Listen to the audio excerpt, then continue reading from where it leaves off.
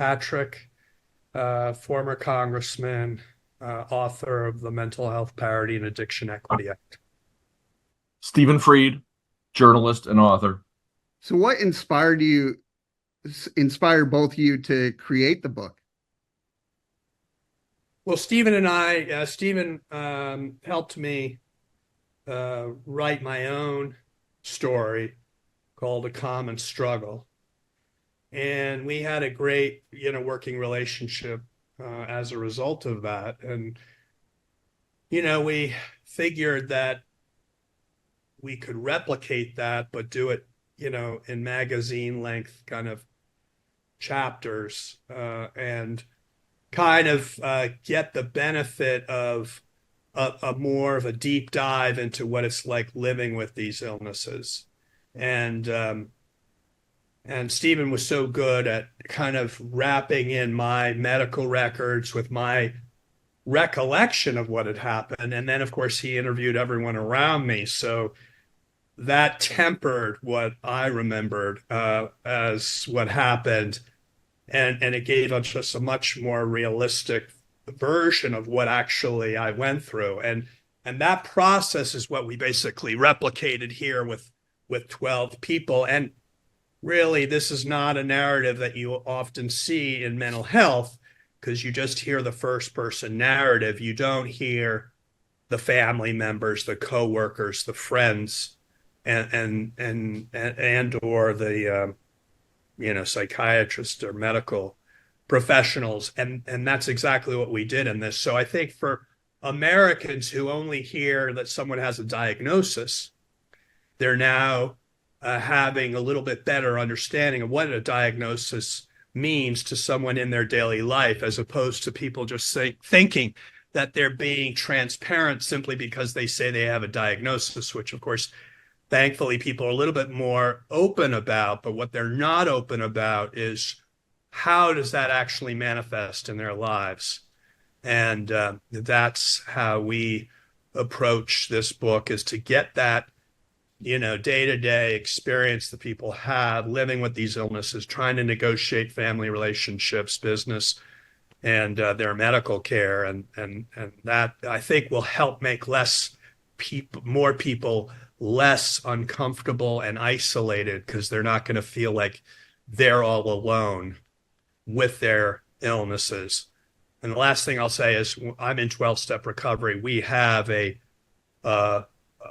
book of stories of fellows who have experienced addiction and alcoholism, and it really is meant to help people feel less unique, and in feeling less unique, they're less isolated.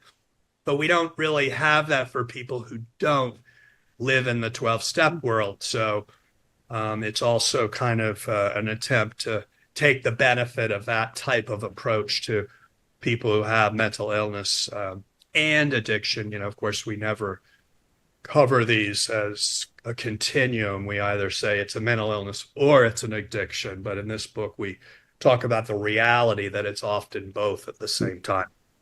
We've been having the discussion about the fact that people don't understand the real world of having these illnesses as long as we've known each other. We've known each other for 13 years. And the first idea we had was that if we did a memoir with Patrick, which was much more than his story, also gave people the background of all the politics, that they would understand the struggle. Because what Patrick just identified, the idea that these ideas exist, but they just don't exist for everybody. So there are things that happen in 12-step that people with mental illness, people who don't do 12-step, know nothing about. So part of Patrick's advocacy and my journalism has always been to point out to people that if these worlds all just shared best practices, respected each other's treatments, respected their differences, you would have a huge community of people who identify as having being treated with mental illness, being treated all different ways for addiction, all different ways for mental illness, and they would be more likely politically to get what they wanted. So we tried a book that was more political, which was Patrick's story. And then really, when Simone Biles was being pilloried every day on television during the 2021 Olympics, we started texting each other.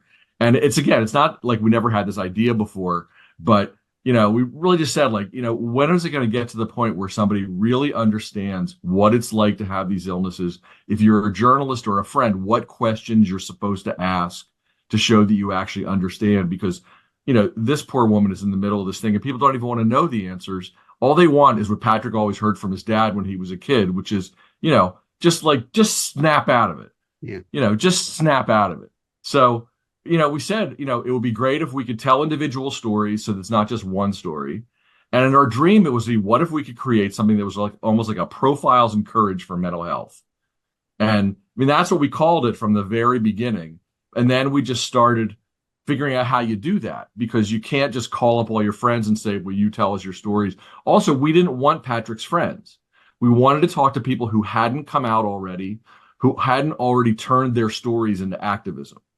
We wanted people to tell their stories for the first time.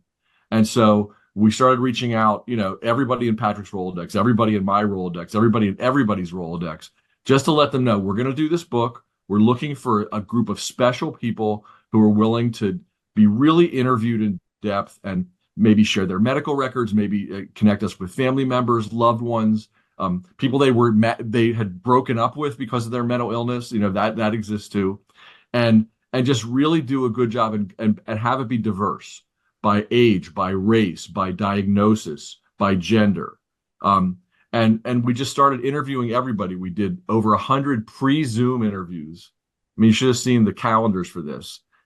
One day we did a Zoom interview with the head of the National Institute of Mental Health, the head of National Institute of Drug Abuse, and the head of IAAA, because they just happened to line up that day. But, Patrick has a great Rolodex and people respect his, they'll take his call. At the same time, to get them to turn us on to somebody who might talk to us, that's a much harder ask. And then some of the people that we did meet with then, when they found out that we were going to use people's real names, felt that that wasn't for them. And one of the biggest challenges of this whole process in 2 years is that we told people from the very beginning that they could withdraw from the book at any time if they decided that they were not comfortable with this level of revelation, even up to publication. And I will say that a couple people did. And I will say that I had a lot of late nights worried up against publication time, whether others would too. And but the 12 people who were in the book stayed with it. And but they should have that choice. It was a very active process, and our relationship with these people is still very active. They feel understood by us. They understand that we care about their illnesses. And people with mental illness and addiction, I understand that 12-step meetings are supposed to be, in the traditional way, are supposed to be a secret. But I think one of the biggest things is to suggest that maybe they don't need to be a secret, and that if people felt more open about talking about their illnesses, maybe we could expand how empathize with they are and improve their health. So that's big picture what we were sort of hoping for. And for me, I was diagnosed with bipolar disorder 2 5 years ago. And one of the first things I did was Google celebrities with bipolar disorder, and I found a Wikipedia page. But it wasn't anything I could really relate to, and it wasn't just normal people going through life. So you guys worked on great stories with great people. Why do you think those stories are more impactful? Well, we did try to get some celebrities, but of course, they're, to your point, reticent to really share Right. more than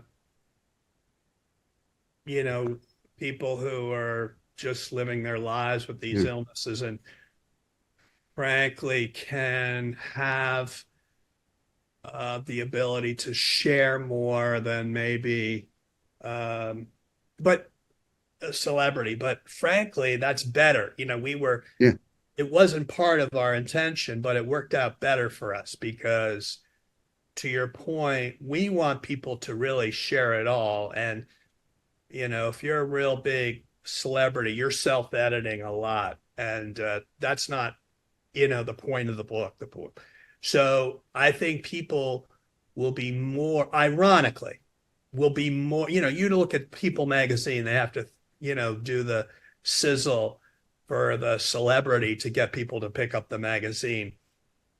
We're getting people to pick up the book because the critics have said it's more valuable to get the in-depth story than it is to get the People magazine version, which, as I said, is not a realistic portrayal of people's real experience. So anyway. Well, I mean, look, we asked very widely, and I will note, look, Gabrielle Anwar is a very, very well-known actress. Solomon Thomas is an NFL defensive back. It's not like there's nobody in the book that isn't known. But our goal was to have balance. And I will also say, look, I started out writing these kinds of stories, and some of them were about well-known people. One of them was about Patrick. I mean, part of the reason that I ended up writing with Patrick was because I did a piece about Patrick and his then fiance, in which they were incredibly open about his struggle with addiction and his struggle with bipolar disorder. And, you know, if you're bipolar, you know about Kay Jamison, you know about the books that she wrote. The first piece where she came out and talked about being bipolar was, again, a piece that I wrote for the Washington Post magazine before her famous memoir, An Unquiet Mind. I do believe that everybody can tell a deeply narrative story about their mental illness. And part of what I hope for is that more and more people will, that they'll do it while they're alive. When we lose people to suicide and overdose, I want those stories to be better told because I think it's important. So in this book, we have 10 people who are main characters who are living. We have 2 families that lost people to suicide. And those suicide-related pieces are about recreating the life of the person in 3 dimensions, asking all kinds of different medical, social, family questions without judgment. And so I think it is possible, and I would like to think that people could read a book like this and think, you know, a lot of people could share these stories. You both talked a little bit about talking to family members and friends and all that. Was that important to you to capture their side of the story as well? Well, this is a book for everybody, you know, not just people who are living and challenged by the diagnosis, but, you know, their family who's also living and challenged by the diagnosis, and their stories aren't often included. And so, you know, this is not an illness that's 1 in 4, like you read the statistics. Yeah. This is 1 in 1 because everybody's impacted. And I think we've lost that perspective. And we think that this is just about people who themselves are suffering. But, you know, frankly, the whole country's suffering because one of your family members is suffering. Everybody in the family is affected. It's very unusual, again, in families where there's a living person with these illnesses or after a suicide or overdose, for somebody as people's nosy as me and Patrick, but nosy for a reason. Yeah. Meaning, right, we're not just there saying, you know, tell me something so that I can know a piece of information. We're saying, like, look, this information could be powerful if we could tell it to people in a way that was useful. Okay. And so when you interview somebody and they tell you about something with their family member and they say, can we talk to the family member? That conversation then becomes interesting and different. And then after the family member talks to us, you can go back to them and say, look, your mom said this or your spouse said this. We had fascinating conversations. And Patrick and I used to just like kind of look at each other in amazement at how open people were being with spouses, where we would go back and forth between the spouses to get information. We talked to Patrick's cousin and his cousin who's his age and his cousin's son who's younger about the death of their son. And they had never had a conversation about this in the 7 years since his death. So what you can do is not just get somebody to talk. I mean, we all know what it's like to go to a meeting where somebody stands up and wants to tell their story. They want to share their lived experience. It's incredibly hard to share your lived experience off the top of your head with people who don't know you. And so often, you know, what happens is you say a lot of things, but people don't connect it. To make those lived experience stories mean something to somebody who doesn't know you takes a different kind of writing and a different kind of journalism, and for people to ask a lot more questions so they can understand what's going on. And that's what we were able to do with these 12 people at great length. And then for the ones who were up for it, we would ask them to get their medical records or to connect us with their treating physicians, and we talked to them. So, you know, and the idea was to find the things that we thought people should know more about. And we also try to, without, like, there's hardly any statistics in this book. There's no footnotes. You know, the goal was every time we thought the reader needed to understand something that they may not know off the top of their head, to explain it in as short a way as possible and get back to the story, because that's what makes the people and their challenges come through, the darkest parts of their stories, the most inspiring parts of their stories. And when you look at people longitudinally in their illness, their stories all have all of those things. Whereas I know, being a journalist, in journalism, we only look for the story at the most inspiring part or the most horrible part, because honestly, that's what we get access to. But in this book, you get access to a much longer, more real life story. I mean, you've been bipolar for 5 years. That's only 5 years. You have, longer, hopefully, to be treated well, for your symptoms to be under control. It's a long expedition. We also looked for people who had been ill long enough that they had not remissions, but they had been better. They'd been worse. They had, Right. Because that also shows the real world. The biggest thing, Patrick always said this, the first biggest thing for people to do is to admit they have the illness and they're being treated. The even harder one is to come back to somebody and say, I have the illness. It's gotten worse again. Even though I've been taking my meds and doing my therapy and doing my meetings, but it got worse again, because that's how the illnesses work. For people around you to be able to understand that, that's a big deal. And that's one of the things that I think we were able to capture in the book. How did it feel for you to build a relationship with the people you profiled? Well, it was great. We have 12 new friends, and because of the book, you dive into more of a real and more of an intimate and connected relationship than we all have generally in society, where we're, trying to maintain our image and reputation, and we self-edit and don't open our true selves up, so we don't really have a good feeling for how everybody is in this world, even people who are often closest to us. So what I found, the reason I do 12-step recovery, just so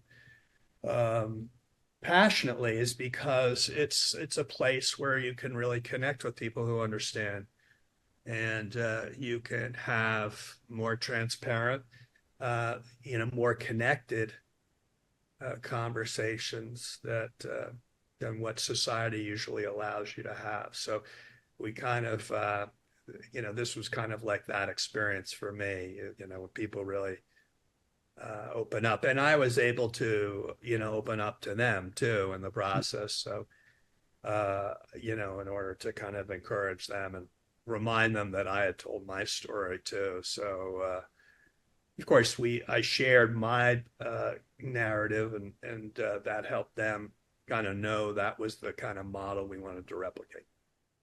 And there were things, even though Patrick did a whole memoir we did together in 2015, there were things that he revealed to the people we were during the interviews of this book that he didn't reveal during the book, or that happened after the book. And so while we didn't want the attention so much to be on Patrick, we wanted people to understand that those kinds of conversations are about give and take. I mean, that's why people have them with you, because they know you're being open with them. And the other thing I will point out is that because of the secrecy of this, and because everybody could leave the project no matter when, while Patrick and I had a relationship with the people that we'd been interviewing, and both of our assistants, I mean, my assistant had one, Patrick's assistant was also reading over our shoulder. Those are the only 4 people who saw anything we were doing for 2 years. The publisher didn't even see the first chapters of the book until last fall, because, again, we didn't know if once we showed them to the people in the book, whether they would allow us to be in it. So we knew these people, they knew us, but it was all quite secret. And what's been fascinating is that since the book is done, since it's printed, we can be more open about who's in the book. 2, the people from the book are meeting each other. Patrick and I had this profound experience 2 weeks ago in Washington and New York, where we were with multiple people from the book at the same time for the first time, and they were talking to each other. And it's so powerful. And also, no matter what they told us in the book, I will tell you that every time that they've been interviewed since the book came out, we did a Zoom with a couple of them last night with my Columbia class. It's amazing. They're so amazing in their ability to be free to talk about what's going on with them. And that has such amazing power. What have you learned from each other? Well, I've been reminded on what a great writer Stephen is. I mean, honestly, he's my Ted Sorensen.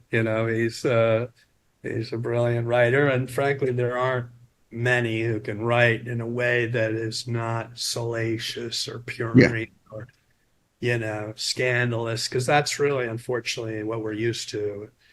And we don't really have this covered as if it were any other kind of physical challenge. And,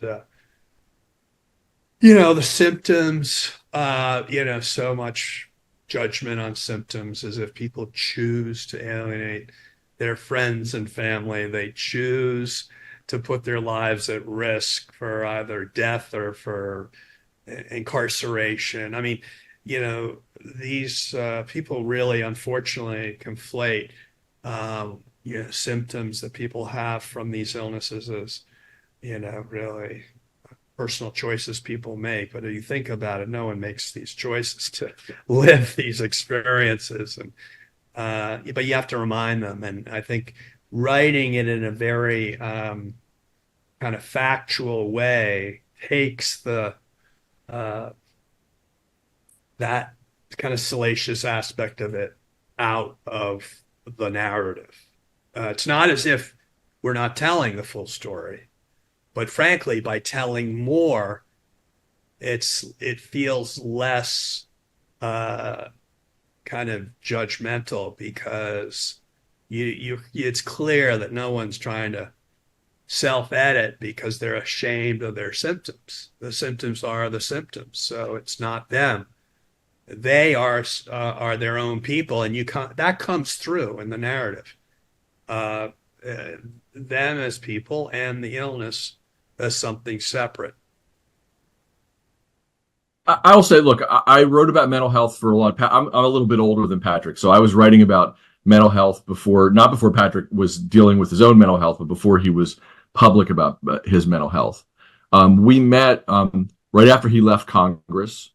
He was planning what became the beginning of One Mind, which was the first attempt to sort of bring together all the different communities of mental illness, of addiction, of neuroscience, and try to get them to row in the same direction and help each other.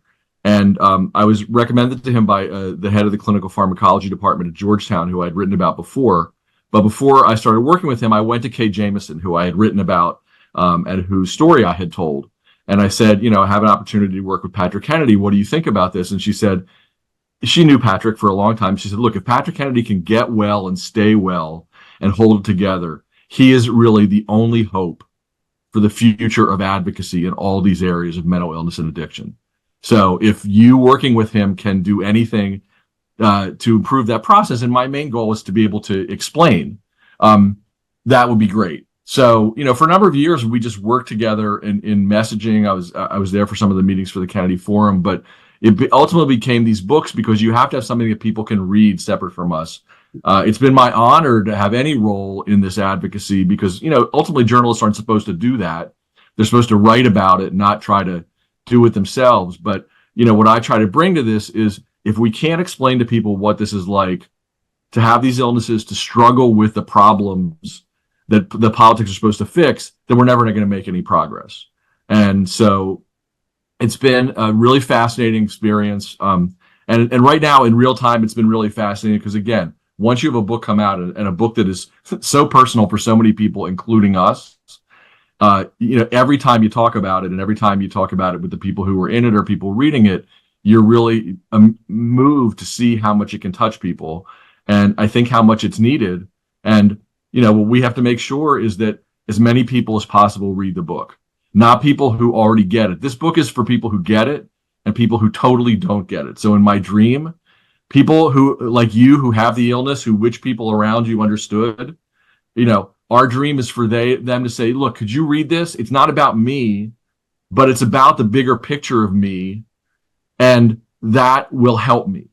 Because that's exactly what we wanted it to be. We wanted it to be interesting and engaging for people who are not already part of the cause, but need to understand why the cause exists and why we have to do a much better job of being there for people with these illnesses, supporting their evidence-based treatment, and dealing with them the same way we deal with, look, when people have cancer, if it comes back, people know how to support and help people.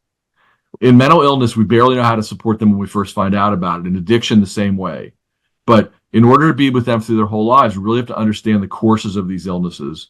And that's why we're incredibly proud to be able to present people with bipolar disorder, people with depression, people with schizophrenia, people addicted to opiates, people addicted to alcohol, and to show the aspects of them that are different. And I will say my wife, who's also my editor, kept saying when she was reading it, it's so interesting that so much is the same of the experiences, even though the different illnesses are different. Because the technical parts of the illnesses are different, but the way you have to deal with them in your life has a great similarity, and you could see what it would be like if people were more there. Because the other thing is, we met some powerful people in people's lives who kept them alive. You know, the college friend who basically keeps somebody who's suicidal their freshman year from taking their own life. The spouse who doesn't run away when things get really bad. The parent, you know, who sticks it out. Those kinds of characters are amazing. And why do we care about them? Well, you know what? Patrick's marriage is a perfect example of that. That's why I liked writing about Patrick's marriage, because he and Amy had made this commitment to his health and his future. And they had made it at a pretty early time in their relationship. And they were willing to talk about that because I think that they understood that it would be profound for people to see how love influences the care of these illnesses. And both of you do so much to help other people's mental health with telling these stories. But what do you do to help your own mental health? Well, as I say in the book, you know, we have some evidence-based interventions, but we often don't put them together. But I have, thankfully, I've got an ASAM trained psychiatrist, because I have addiction as one of my primary diagnoses, and I can't have just a regular psychiatrist. I got to have someone who's really gets the vulnerabilities of having addiction as a diagnosis. I have, you know, peer support, which obviously I get through 12-step recovery. And I, of course, have a family that's enormously supportive. And, you know, part of the success in all recovery is helping others. So it's not a selfless endeavor. You know, we find in recovery that the more we can help others, the more we end up getting freed from our own feeling of isolation, because we're helping someone else and in the process being connected, which is, of course, so important for people with both addiction and mental illnesses diagnoses. I mean, I personally don't have a diagnosis. I live with a number of people who do. I will say that the pressure of this book was different than any other pressure, because to have 12 people's stories and to be responsible for them is something that I've not been through before. I've written individual stories like this before, but not a number of them together. It was very challenging. You know, what happens for the writer, I have to say honestly, is when you're doing the interviews, my rule of thumb is if you're doing interviews, only one person could be crying. It shouldn't be the interviewer. So, you know, you're there trying to be solid for people when they're sharing something unbelievably emotional. I think it only can become emotional to you when it's done. Yeah. So I'm in that phase right now, I would say, because the book is done and now I can finally see what it is. But when you're doing this for 2 years, you really just have to hold it together for everybody else. Because, of course, you know, people had relapses during the time. You know, we got a lot of emails from people when they, not just when they lost their sobriety. I mean, several people almost died during the course of the book. And thank God, you know, they're okay. But it was a lot. It was exactly like what it's really like for people with mental illness and addiction. And people kind of don't always share it. So but you know, what we really try to put forward, again, the model of Patrick's care is something that I still find people. We were on CBS News Saturday morning 2 weeks ago about this, and I always say when Patrick describes that he's being treated by psychiatry, psychology, addiction medicine, and 12-step, and that they all have to be together, people always are like shocked. because while Patrick and I know that that's the way that people should be looking at this, it's still a big surprise to people that you need more than one thing. They also recognize that all these fields compete against each other. Each of them, you're at 5 years, you're like a newbie, okay, Yes. in bipolar disorder. You're just getting acclimated to the swimming pool. So what I'm saying is, you already can see, if you go to a psychologist, they tell you one thing is the thing you need mostly. If you go to a psychiatrist or your general practitioner, they tell you another thing. If you were in a peer support group just for bipolar disorder, it will be one thing. If you were in a peer support group for another thing, some people can't find a peer support group just for their illness. So in their town, they want to rely on a peer support group that's more broad. And then within the addiction community, there are the 12-step groups that are completely secret, where you don't tell anybody else, and then the more open groups. So there's a lot of siloing in these groups. But we all, one of the things that we're trying to do with this book, and with Common Struggle too, is to make people understand the value of all of those people rowing together in the same direction. Because the one thing that hasn't happened yet is that all the people who are impacted by these illnesses, their families, don't see this as a main voting issue. They don't see this as the most important thing for them. But, everybody knows every morning they wake up, the most important thing in your life is not Palestine or, the economy. It's your health. It's your health. And so how do we get people who know that mental illness and addiction and suicide and overdose are the main things that are impacting our society to see that as the thing that they want to vote for? And they want to vote to support, and to understand that other candidates don't even get these things.